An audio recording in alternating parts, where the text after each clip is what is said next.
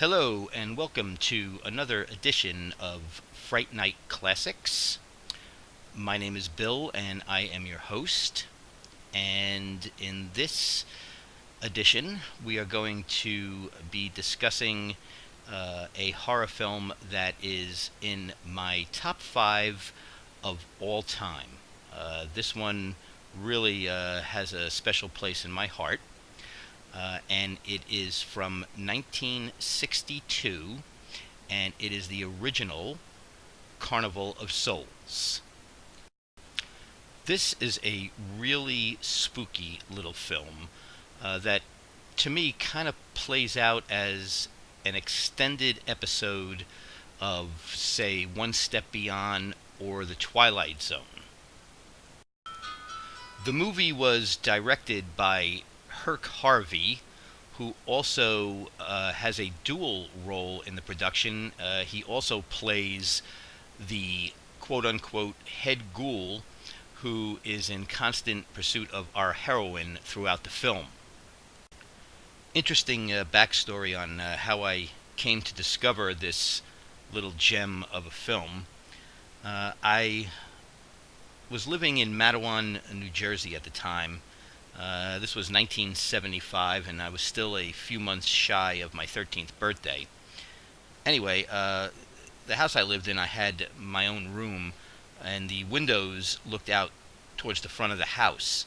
And directly in front of my windows, across the street, was an eerie old abandoned red barn. And about a football field's length up the road to my right was Rose Hill Cemetery, which is an old Revolutionary War era cemetery in Matawan. And so it was a spooky area, to say the least, and at the time Matawan was not heavily populated at all.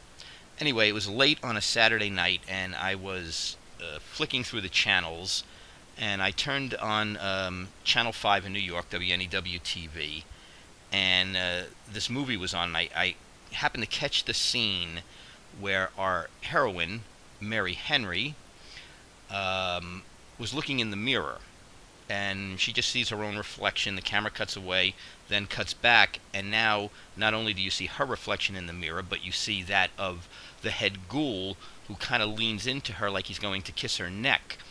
And let me tell you, that scene just really freaked me out, and of course I was glued to the film from that point on. And needless to say also that that night sleep was not going to be coming quickly for me, because I was quite spooked by the movie. As a quick bit of nostalgia for all you folks that grew up in the New York metropolitan area back in the 60s and 70s, Carnival of Souls, as I mentioned earlier, was playing that night on WNEW-TV Channel 5 on one of its more famous movie showcase programs, Hollywood's Finest. A lot of times you really wouldn't see a lot of Hollywood's Finest on that showcase. And in this case, we did see an independent film, but I think it happened to fit the movie showcase perfectly because it was such a wonderful movie. Getting back to the film, it's a pretty simple story. Our heroine, Mary Henry, appears to be the lone survivor of a car crash in which the other passengers in the car, two other girls, have passed away. Mary decides to pick up the pieces of her life, head out to Utah, and begin a career as a church organist. As she makes her way to Utah, she's continuously seeing this ghoulish figure that seems to be pursuing her. And this continues as she settles into her new location. She is drawn to a haunted, abandoned pavilion. She continues to see deceased people. She has episodes where she seems to lose her hearing and cannot communicate with anybody. This appears to be a person hovering between life and death, or are these visions she's having because she was the lone survivor of the accident? The story is neatly wrapped up at the conclusion, which I won't go into, but that journey to the conclusion is quite a spooky one, and one that really keeps you interested in the plight of the lead character, and in the film as a whole. There's two words that I always use to describe Carnival of Souls: achingly wonderful. It really is a wonderful little film. I credit director Herc Harvey and his entire crew. This was the only film Harvey made. He was restrained by a minuscule budget, but Harvey and his crew really showed what you can do if you're passionate about something, if you love what you're doing, if you care about what you're doing, how those things can overcome a small budget to make a wonderful little film that's entertaining and spooky, and really is the kind of film I think that after you see it, you're going to remember it for the rest of your life.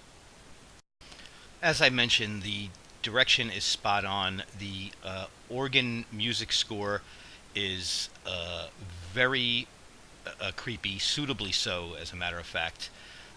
The acting is okay. You can tell these are amateur actors, and our lead character, Mary Henry, played by Candice Hillegas, kind of delivers her lines in a wooden fashion. Her character is bizarre to begin with. She's very she doesn't seem to like people. She's very to herself. She kind of keeps herself shut in. But what I really like about her is her face and her facial expressions. They're terrifying and bizarre and surreal, and Harvey captures them in a very spooky manner, and I think they're wholly effective in helping to tell the story. When all is said and done, I highly recommend Carnival of Souls to fans of the horror genre. I think this is a film that you will really enjoy. This is a film, as I mentioned earlier in the review, is going to kind of put you in mind of an extended episode of One Step Beyond or The Twilight Zone.